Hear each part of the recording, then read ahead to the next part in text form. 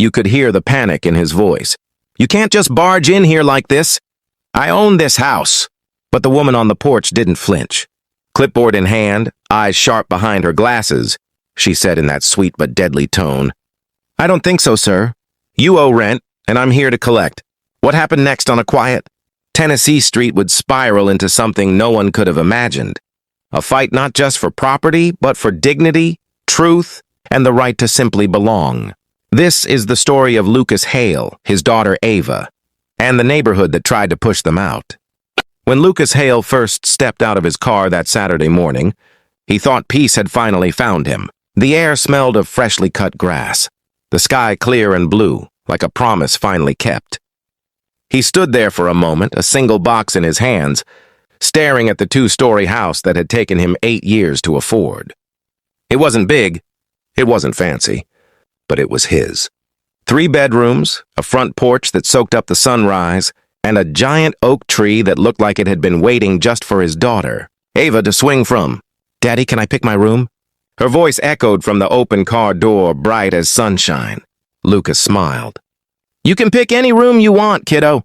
We earned this." Ava darted past him, her socks sliding on the hardwood floors, laughter bouncing through the empty house. For most people, moving day was just another Saturday errand. For Lucas, it was redemption. Years of double shifts at the architecture firm. Years of clients second-guessing his designs because of how he looked or where he came from. Years of saving, skipping vacations, sleeping on a couch so his daughter could have a future. And now, finally, this house was proof. By noon, the boxes were stacked neatly inside, labeled in Lucas's careful handwriting. Ava had already drawn flowers and stars on the driveway with chalk, humming to herself as she played. Neighbors waved politely as they passed. A couple from across the street, the Rileys, came by with a plate of cookies and warm smiles. But not everyone was welcoming. Across the street, a woman in a light blue sweater stood perfectly still, clipboard under one arm, watching. She didn't smile, didn't wave, just wrote something down on her pad and turned away. Lucas tried to shrug it off. Maybe she was part of the HOA. Maybe she was just curious. He'd promised himself this move would be different. No assumptions, no tension. Just peace. But peace didn't last long. That night, as the sun faded, Lucas sat on the porch watching fireflies blink across the yard. It felt quiet, too quiet. He could sense eyes on him from somewhere, like the air itself was holding its breath.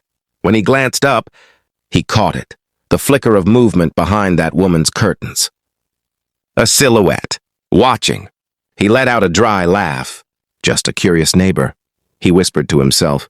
Still, when he went inside, he made sure to lock the door. Twice. The next morning, sunlight poured through the blinds. Ava was already up, laughing at cartoons. Lucas poured himself coffee, feeling for the first time like life was settling down. Until, bang, bang, bang, a sharp, deliberate knock at the door.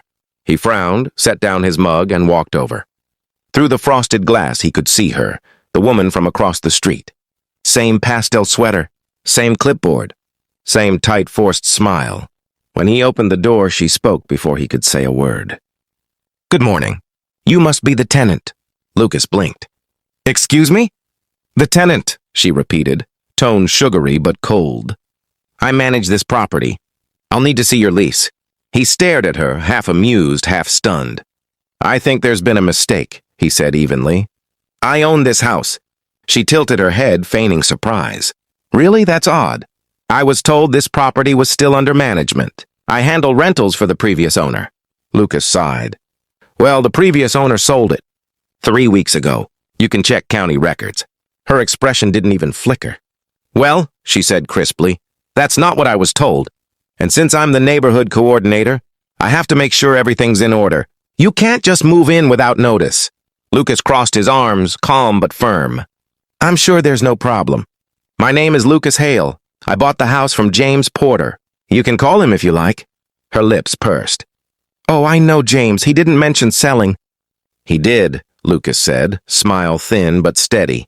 "I have the deed." The keys came straight from him. She hesitated, eyes flicking from him to the boxes still inside. "Well then, I suppose you wouldn't mind showing me proof of ownership, just to clear things up." Lucas's jaw tightened. Actually, I would mind. You're standing on my property, ma'am. If you have questions, you can call the county or the realtor, but you don't have any authority here. Her tone sharpened. There's no need to be rude. I'm just trying to maintain order in the neighborhood. He gave a slow nod. Then maintain it and from your lawn. Behind him, Ava peeked around the corner holding her stuffed rabbit. The woman's gaze flicked to the child, then back to Lucas. Well, she said tightly, I'll be reporting this to the homeowners association. They'll verify your tenancy. You might want to get your paperwork ready. I don't rent, Lucas said, voice low but steady. I own this home, and I don't owe you, or your HOA, anything. She gave him one last look, something smug hiding behind her polite smile. We'll see about that, she said before walking away, jotting something on her clipboard. Lucas watched her go, the morning light cutting across his porch. He wasn't angry, not yet. Mostly he was in disbelief. It had taken less than a week for someone to question whether he belonged in his own home. When he turned back inside, Ava was standing by the stairs. Daddy, who was that lady? He smiled softly. Just someone who's confused, sweetheart. Don't worry about it. But as he looked back out the window, watching the woman disappear into her house, he couldn't shake the feeling. This wasn't confusion. It was something else. Something deeper. Something that had nothing to do with property, and everything to do with him. The morning after the argument, Lucas tried to shake off the unease. He told himself it was just a misunderstanding, a nosy neighbor doing her job. But something about the way she had smiled when she said, "We keep a close eye here," wouldn't leave his mind. That afternoon, while unpacking, he noticed a black SUV slowly driving past the house. It paused, just long enough for someone inside to take a picture, then rolled away. Lucas stepped out to look, but it was gone. Inside, Ava sat on the carpet, coloring. "Daddy, why are they taking pictures of our house?" she asked softly. Lucas froze. "You saw that?" "The lady in the car waved at me," she whispered. By evening, the peace was gone. Two men in navy jackets walked up the driveway, wearing badges with a silver HOA logo. "Sir," one of them said, "we've received reports that you're violating community regulations. You're using the garage for storage instead of parking." Lucas frowned. "I just moved in yesterday." "That's not the point, sir. Please make sure your car is inside. Mrs. Watkins likes things orderly." The tone wasn't friendly. It was more like an order. That night, Lucas recorded everything on his phone. The camera caught a faint movement outside the window, a flashlight beam crossing his yard. He went out, but no one was there. Only a folded piece of paper taped to his mailbox. "This is your final warning." He took it to the Rileys, his friendly neighbors from across the street. "Oh, don't take it personally," Mrs. Riley said nervously. "The association can be intense. Mrs. Watkins has a lot of power here." "How much power?" Lucas asked. "She's not just the president," Mr. Riley added. "She practically owns the security company that patrols here. You cross her, you lose peace." Lucas's jaw clenched. "Then I'll give her something to think about." The next day, he filed a complaint with the city's housing department. He even called his lawyer friend Jordan. But before he could act further, an envelope arrived at his door. Inside was a photo of him and Ava through their living room window. A message scrawled across the back. "You're being watched." He felt the blood drain from his face. He rushed outside, scanning the street. The same black SUV was parked 2 houses down. Its windows tinted, engine running. He walked straight toward it. The SUV reversed slowly, then sped off. Later that night, the power went out. The house was silent except for the sound of Ava crying in her room. Lucas lit a flashlight and went to check the fuse box. It had been tampered with. Footsteps crunched behind him. He turned. No one. But as he reached the porch, he saw Mrs. Watkins standing across the street. Under a streetlight, arms crossed, her face hidden by shadow. Lucas shouted, "You think this scares me?" No answer. She just smiled and walked away into the dark. He rushed back inside, holding Ava close. He didn't know what this neighborhood was, but it wasn't safe anymore. And then just before midnight, a knock came on the door. Not a normal knock. It was slow, deliberate. 3 times. Lucas picked up his phone, turned on the camera, and walked toward the door. "Who's there?" he asked. No answer. He looked through the peephole and froze. It wasn't Mrs. Watkins. It was one of the security officers. And behind him, the black SUV.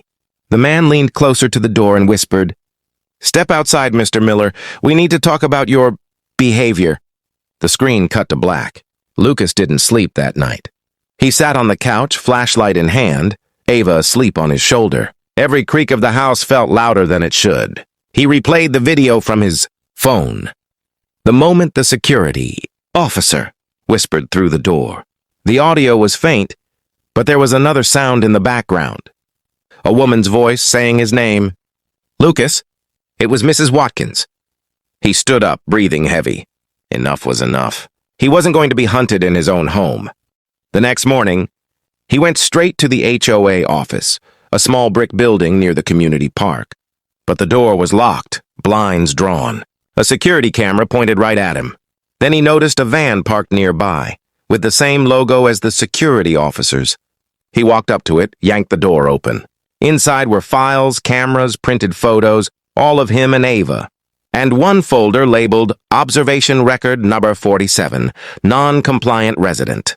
He flipped through pages, timestamps, his routine, even the color of Ava's pajamas. He stumbled back, disgusted. That's when he heard the voice. "You shouldn't have seen that, Mr. Miller." Mrs. Watkins stood there in her pale pink sweater, calm as ever, holding a tablet. "What the hell is this?" Lucas demanded. "Community order," she said coldly. "People like you disrupt balance. We protect what's ours." Lucas took a step closer. "You've been spying on my daughter." Her expression didn't change. "Children learn order early. Ava will thank me someday." He lost control, grabbed the folder and threw it on the ground. "You're insane!" Mrs. Watkins sighed. "You should have just followed the rules." She raised her tablet and tapped the screen. Moments later, the black SUV turned the corner. Two officers stepped out, heading toward him. Lucas ran. He sprinted across the park, folder in hand. The SUV chased him down the road. He cut through backyards, jumped fences, until he reached the Rileys' house. "Open the door!" he shouted. They hesitated. "She'll come after you, too," he yelled again.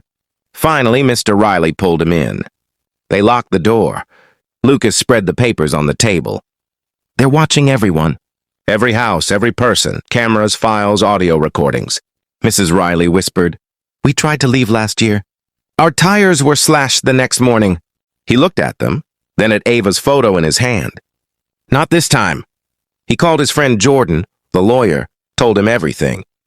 Jordan promised to send a city inspector and a police team that evening. Hours later, just before sunset, the SUV returned. This time there were 3 of them. Lucas moved Ava and the Rileys to the basement. He stayed upstairs waiting. The first knock came, then the second. Then the door burst open. Lucas swung a flashlight into the nearest man's face, grabbed his arm. A struggle broke out. Papers scattered across the floor. Another man raised a taser. Lucas ducked, kicked the chair into him. Mrs. Watkins entered behind them, smiling. "You've made a scene, Mr. Miller. Cameras are watching. You'll be the problem, not me." But before she could say more, red and blue lights flashed outside. Sirens filled the street. Police cars surrounded the house. Officers poured in, shouting commands. Mrs. Watkins froze. Jordan stepped out from one of the cars, showing a city warrant. "All of this is recorded," he said firmly. "You and your security are finished." Watkins's smile vanished.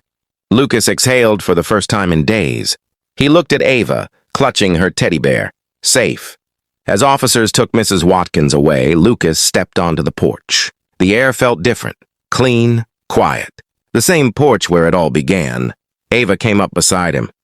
"Are we okay now, Daddy?" He nodded slowly. "Yeah, baby. We're okay." The black SUV was towed away. The cameras came down, and for the first time, the street felt like a neighborhood again.